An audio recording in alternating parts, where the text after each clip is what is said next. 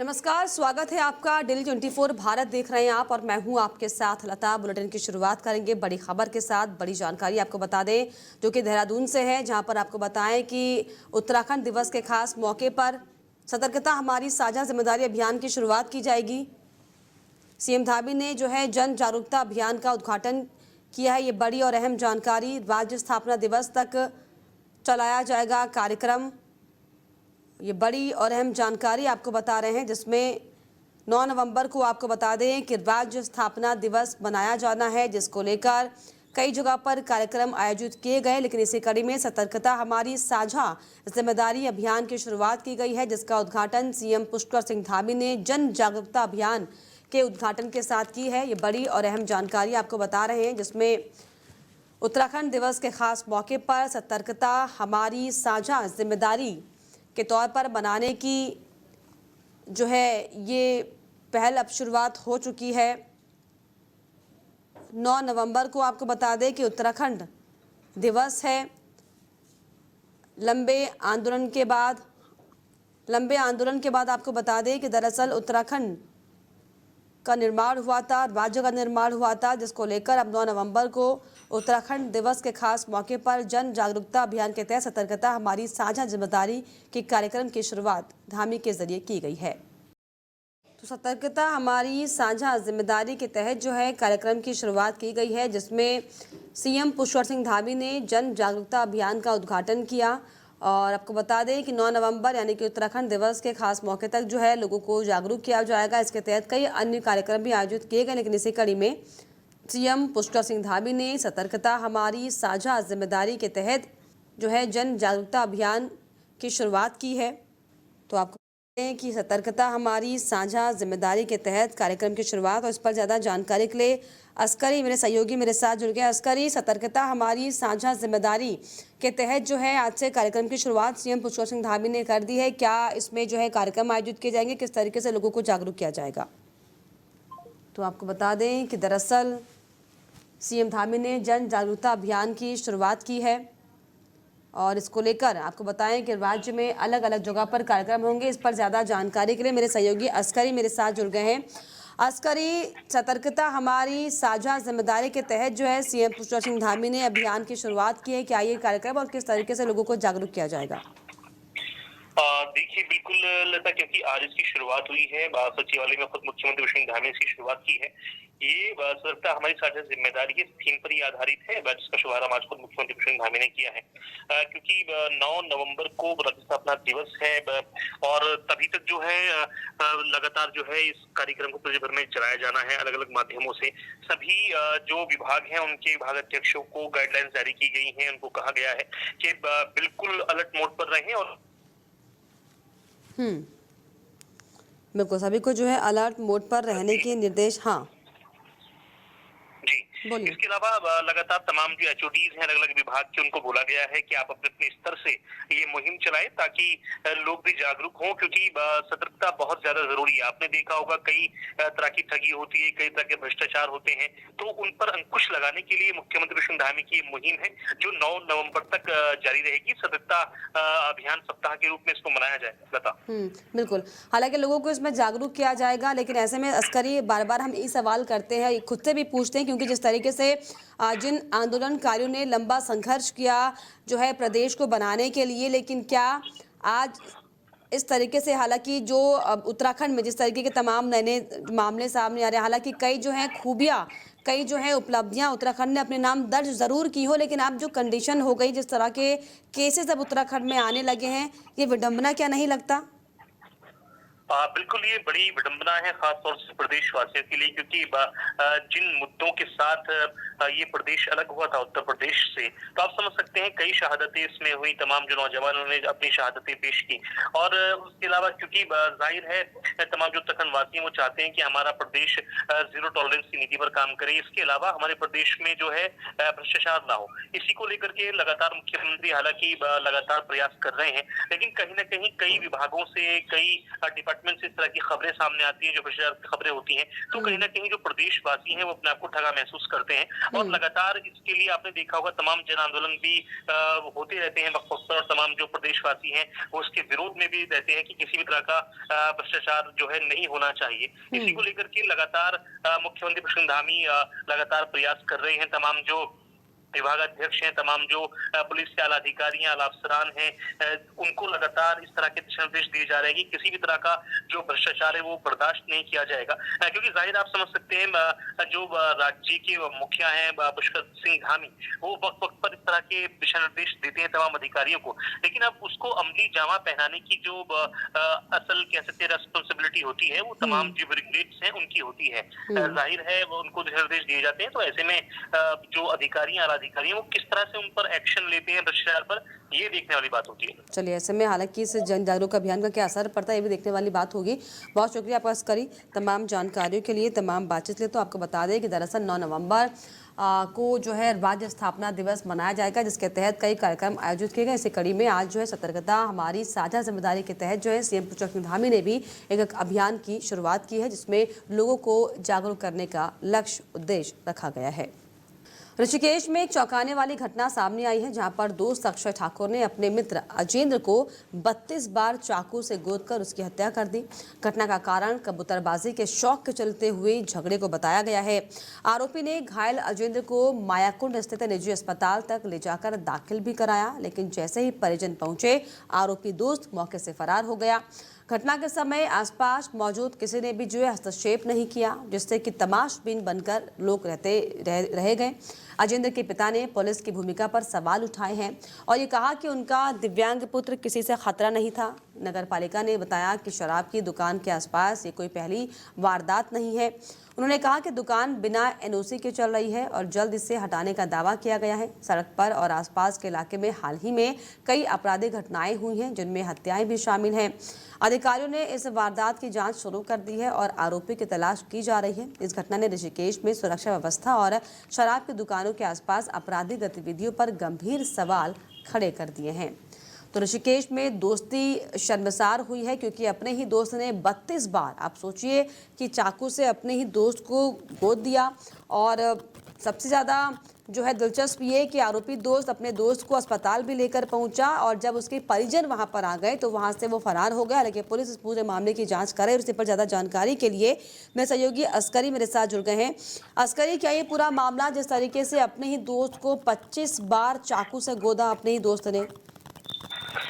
देखिए लता, कहीं ना कहीं बड़ी घटना है। ऋषिकेश की सुरक्षा व्यवस्था पर लगातार सवाल उठ रहे हैं, क्योंकि आप समझ सकते हैं जिस तरह से लोगों की नाराजगी भी सामने आई है।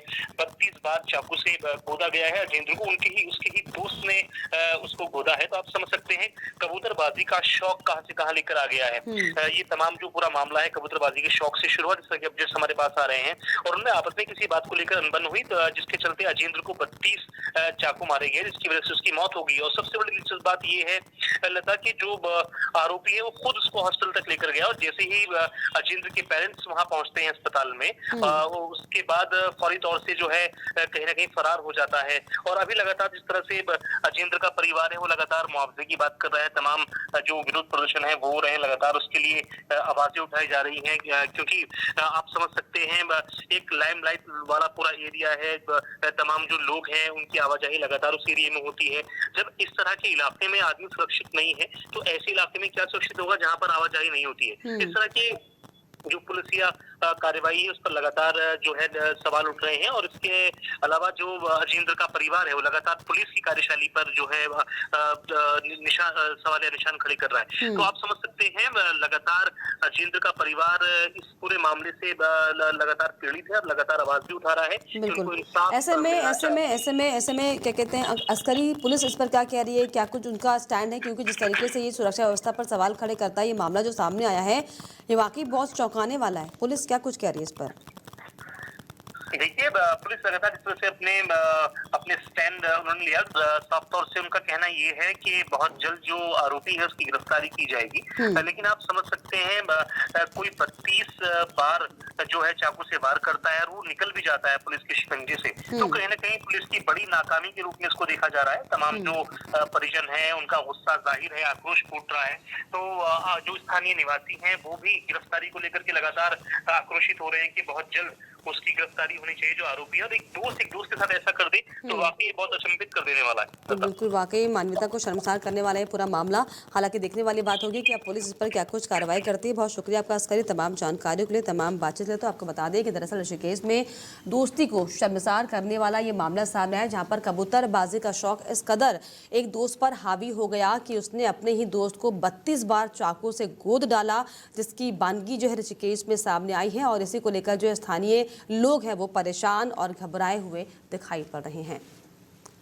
चलिए आगे बढ़ेंगे। एक बड़ी जानकारी टिहरी से, जहां पर राज्यपाल गुरमीत सिंह जो है रानी चौरी पहुंचे हुए हैं, जहां पर हिमदीदी गेस्ट हाउस में कार्यक्रम का आयोजन किया गया है। चंबा हेलीपैड पर डीएम एसएसपी ने स्वागत किया है। तो ये बड़ी और अहम जानकारी आपको बता रहे हैं, जिसमें हिमदीदी गेस्ट हाउस में कार्यक्रम का आयोजन किया गया है। चंबा हेलीपैड पर डीएम एसएसपी ने स्वागत किया। ये अहम जानकारी टिहरी से, जहां पर राज्यपाल गुरमीत सिंह जो है रानी चौरी पहुंचे हैं, जहां पर भव्य कार्यक्रम का आयोजन किया गया है। कई कार्यक्रम जो है इस पर आयोजित किए गए हैं। आगे बढ़ेंगे। उत्तराखंड को प्रदूषण मुक्त बनाने के लिए जो है बड़ा फैसला लिया गया है, जिसमें सीएम पुष्कर सिंह धामी ने कई जरूरी दिशा निर्देश दिए हैं, जिसमें राज्य में बाहरी वाहनों की एंट्री पर अब जो है ग्रीन सेस लगाया जाएगा। और अब साफ तौर पर उत्तराखंड राज्य के गठन के 25 साल पूर्ण होने के पर जो है राज्य सरकार ने पर्यावरण संरक्षण की दिशा में एक ऐतिहासिक कदम उठाते हुए अगले महीने नवंबर से जो है वाहनों पर ग्रीन सेस लागू करने का फैसला लिया है। ये सेस अन्य राज्यों से आने वाले वाहनों से वसूल किया जाएगा, जिससे कि प्राप्त धनराशि वायु प्रदूषण नियंत्रण, हरित अवसंरचना और स्मार्ट ट्रैफिक प्रबंधन पर भी खर्च की जाएगी। मुख्यमंत्री पुष्कर सिंह धामी ने कहा कि उत्तराखंड के 25 साल पूरे होने पर यह हमारी प्रतिबद्धता है कि राज्य को स्वच्छ, हरित और प्रदूषण मुक्त बनाया जाए। ग्रीन सेस से प्राप्त राजस्व का उपयोग वायु गुणवत्ता सुधार में किया जाएगा। इसके अलावा यह सेस फास्टैग के माध्यम से लिया जाएगा। और साथ ही साथ आपको बता दें कि ग्रीन सेस के माध्यम से सड़क धूल नियंत्रण और स्वच्छ वाहन नीति अपनाना शहर की वायु गुणवत्ता सुधारने का सबसे प्रभावी कदम होगा। भारत सरकार के स्वच्छ वायु सर्वेक्षण 2024 में उत्तराखंड के शहरों ने शानदार प्रदर्शन किया है। ऋषिकेश को 14वां और देहरादून को 19वां स्थान प्राप्त हुआ। राज्य सरकार इस उपलब्धि को और सुदृढ़ करने के लिए ग्रीन सेस से मिलने वाली आय का उपयोग करेगी। इसे नवंबर में भी कभी लागू किया जा सकता है। और इसी पर ज्यादा जानकारी के लिए मेरे सहयोगी साहिल मेरे साथ जुड़ गए हैं। साहिल, जिस तरीके से ये बड़ा फैसला धामी सरकार की तरफ से लिया गया है, इससे क्या प्रभाव पड़ेगा जो ग्रीन सेस की बात हो रही है? बिल्कुल, देखिए लता, कहीं ना कहीं ग्रीन सेस वसूलने से राजस्व में काफी ज्यादा मुनाफा यहाँ पर सरकार को होने वाला है। और अगर बात की जाए, क्योंकि बाहरी वाहनों पर ये ग्रीन सेस अब सरकार वसूलने की तैयारी में है, नवंबर में किसी भी दिन से इसे शुरू कर दिया जाएगा। मुख्यमंत्री पुष्कर सिंह धामी की बात करें तो उन्होंने जरूरी निर्देश यहाँ पर दे दिए। उन्होंने साफ तौर पर ये कहा है कि ये जो सेस है ये बाहरी वाहनों पर वसूला जाएगा और इस सेस से जो भी आमदनी यहाँ पर होगी उससे कहीं ना कहीं प्रदूषण फ्री उत्तराखंड बनाने की जो मुहिम है सरकार की तरफ से जो चलाई जा रही है उसको गति मिलती हुई यहाँ पर नजर आएगी। और उसी मुहिम के तहत तमाम व्यापक कदम यहाँ पर उठाए जाएंगे और इन तमाम जो पैसे हैं उनका इस्तेमाल हरित क्रांति के लिए किया जाएगा, साथ ही साथ उत्तराखंड को स्वच्छ बनाने के लिए किया जाएगा और प्रदूषण फ्री उत्तराखंड का जो सपना है सरकार का उसको भी पूरा करने के लिए ये कदम यहाँ पर उठाया जा रहा है। बिल्कुल, हालांकि प्रदूषण मुक्त करने के लिए बड़ा फैसला लिया गया, लेकिन क्योंकि साहिल ऐसे में अब उत्तराखंड दिवस भी नजदीक है और ऐसे में जिस तरीके से हम अक्सर पिछले कई सालों से अगर हम देखें, चाहे नैनीताल हो चाहे मसूरी हो, लोगों की जो आवाजाही बड़ी है, क्या ये कहा जाए कि क्योंकि जो बाहरी गाड़ियां अब प्रदेश में जो है एंटर होती हैं उसके लिहाज से भी ये जो है फैसला लिया गया है? देखिए बिल्कुल, कहीं ना कहीं उत्तराखंड में टूरिज्म की अगर हम लता बात करें तो काफी ज्यादा टूरिज्म उत्तराखंड में पिछले कुछ सालों से देखने को मिल रहा है। और इसी के तहत अब जिस तरीके से ये राजस्व में बढ़ोतरी के लिए ये बड़ा फैसला यहाँ पर ग्रीन सेस के रूप में यहाँ पर वसूलने की जो बात निकलकर सामने आ रही है उससे जरूर फायदा यहाँ पर होगा। और साथ ही साथ ये भी देखने वाली बात होगी कि जिस तरीके से अब सरकार का ये कदम है, ये आने वाले समय में कितना ज्यादा राजस्व यहाँ पर सरकार को मिल पाता है और कितना फायदा यहाँ पर हो पाता है, क्योंकि तमाम तरीके के कदम उठाने की बात यहाँ पर हो रही है। और खासकर सबसे बड़ी बात यही है कि उत्तराखंड को कैसे स्वच्छ बनाया जाए, कैसे प्रदूषण मुक्त उत्तराखंड बनाया जाए, और इन तमाम चीजों को लेकर ये फैसला यहाँ पर सरकार की तरफ से काफी महत्वपूर्ण माना जा रहा है। चलिए, उत्तराखंड को कैसे स्वच्छ बनाया जाए और प्रदूषण मुक्त बनाया जाए, इसको लेकर जो धामी सरकार का ये बड़ा फैसला, देखने वाली बात होगी कि कितना इंप्लीमेंट ये हो पाता है और इसका कितना फायदा जो है राज्य सरकार को मिलता है, जिसका फायदा सीधा जो होगा वो जनता को होगा। फिलहाल बहुत शुक्रिया आपका इस पर जानकारी के लिए। तो आपको बता दें कि दरअसल ग्रीन सेस लगाने का फैसला धामी सरकार की तरफ से लिया गया, जिसको देखते हुए सीएम पुष्कर सिंह धामी ने कई जरूरी निर्देश भी दिए हैं, जिसमें जाहिर तौर पर जो बाहर से वाहनों की एंट्री होगी उसमें ग्रीन सेस लगाया जाएगा, जिसका सीधा फायदा जो है राजस्व विभाग को होगा और जिसका असर प्रदेश के विकास में, प्रदेश के नवनिर्माण में देखने को जाहिर तौर पर मिलेगा। हरिद्वार लक्सर रायसी सड़क पर बाण गंगा पुल के पास भीषण सड़क हादसा हो गया, जिसमें देर रात आमने सामने से आ रही दो कारों की जबरदस्त भिड़ंत हो गई, जिससे इलाके में हड़कंप मच गया। टक्कर में दोनों कार चालकों को गंभीर चोटें आई हैं, जिसके बाद जानकारी पर पहुंची पुलिस ने घायलों को तुरंत अस्पताल पहुंचाया। डॉक्टर ने दोनों चालकों की हालत फिलहाल खतरे से बाहर बताई है। वहीं पुलिस ने दोनों कारों को कब्जे में लेकर हादसे की जाँच शुरू कर दी है। अल्मोड़ा में सड़क सुरक्षा को लेकर डीएम अंशुल सिंह और एसएसपी देवेंद्र पिंचा खुद सड़कों पर उतरे। दोनों अधिकारियों ने पैदल नगर का भ्रमण कर यातायात व्यवस्था का निरीक्षण किया और लोगों को हेलमेट पहनने के लिए जरूरी जो है दिशा निर्देश दिए। इसके अलावा उन्हें जागरूक भी किया। निरीक्षण के दौरान बिना हेलमेट चलने वाले बाइक सवारों को रोका गया और उन्हें निःशुल्क हेलमेट वितरण किए गए। अधिकारियों ने आगे से नियमित रूप से हेलमेट पहनने की सख्त हिदायत दी। इस दौरान नगर के विभिन्न पार्किंग स्थलों का भी जायजा लिया गया और यातायात व्यवस्थाओं को परखा गया। वहीं डीएम और एसएसपी ने कहा कि ये अभियान लोगों के व्यवहार में सुधार और सड़क सुरक्षा के प्रति जागरूकता बढ़ाने के उद्देश्य से चलाया गया है। उन्होंने बताया कि पहले भी चालान की कार्रवाई की गई है, लेकिन इस बार लोगों में सकारात्मक परिवर्तन लाने के लिए हेलमेट बांटे गए हैं। देखिए, ये अभियान इसलिए चलाया गया था, जागरूकता के लिए चलाया गया था। एसएसपी साहब से कल वार्ता हुई थी, तो उन्होंने सजेशन दिया था कि अगर ऐसा अभियान चलाया जाएगा तो लोगों में हम कॉन्फिडेंस बिल्डिंग मेजर्स भी इम्पोज कर पाएंगे। मेन काम हमारा पनिशमेंट देना नहीं, हमारा एटीट्यूड चेंज करना है। एक हैबिट में लाना है कि हेलमेट ज़रूरी होता है, हमारी प्रोटेक्शन के लिए रहता है। इसलिए हमने स्टार्टिंग में चालान भी नहीं काटे, लोगों को जागरूक करा। लेकिन अब जो कार्रवाई चल रही है, क्योंकि कई लोग फिर देखा गया कि ऐसे भी आ रहे हैं कि जो मतलब रेगुलरली हमारे ऑफेंडर्स हैं, तो चालान भी हम काट रहे हैं उनका और साथ में हेलमेट भी प्रोवाइड करा रहे हैं। बट मेरी आपके माध्यम से अल्मोड़ा की जनता से रिक्वेस्ट है, हेलमेट प्लीज़ पहनिए। ये आप ही की सुरक्षा के लिए है और ये पनिशमेंट भी इसलिए रखी जाती है, जो भी फाइन्स होते हैं, ताकि आपके एटीट्यूड में चेंज आ पाए। तो हमने कोशिश ये करी कि रेगुलरली चालान तो काटते हैं, आज वैसे भी एक बार ट्राई करते हैं और रेगुलरली हम लोग कोशिश करेंगे हर महीने जब भी रोड सेफ्टी की मीटिंग होती है उसके माध्यम से या अलग माध्यम से हम ऐसे अभियान और चलाएंगे। देखिए, बेसिकली आज जो हेलमेट दिया गया है, इसमें मैं डीएम साहब का भी धन्यवाद दूंगा जो रोड सेफ्टी की तरफ से हमने दिया है। इसमें मेन उद्देश्य था कि लोगों का एटीट्यूड को चेंज करना। हम चालान काट रहे हैं, काफ़ी समय से ये चालान की कार्रवाई चल रही है, लेकिन फिर भी अभी भी लोगों में एटीट्यूड में थोड़ा चेंज है। हमने सोचा कि चलो हम लोग अपनी तरफ से एक इनिशिएटिव लेते हैं, जिनके पास हेलमेट नहीं है, जो नहीं पहन रहे, उनको दें, ताकि वो एक तरह से कह सकते हैं मन में ये फीलिंग आए कि भाई वो हेलमेट लेके निकले। एक अवेयरनेस भी लोगों में आए कि हेलमेट के बिना निकलना या बाइक चलाना रिस्की होता है, जान में खतरा हो सकता है। तो वो एक अवेयरनेस के लिए भी था। बेसिकली एटीट्यूड चेंज करने के उद्देश्य से हम लोग ये आज। और इसी के साथ इस बुलेटिन में फिलहाल इतना ही। देश और दुनिया की तमाम खबरों के लिए आप देखते रहिए DD24 भारत। नमस्कार। सत्ता की हर चाल पर हमारी नजर, जनता की आवाज सबसे पहले, सच की पड़ताल करेंगे हम। क्या छपा क्या छिपा, राजनीति के खेल का पर्दाफाश, जहां राजनीति को परखा जाता है जनता की कसौटी। राष्ट्रहित है हमारी प्राथमिकता। जहां बॉलीवुड की चमक भी सच्चाई से टकराती है। DD24 भारत पर।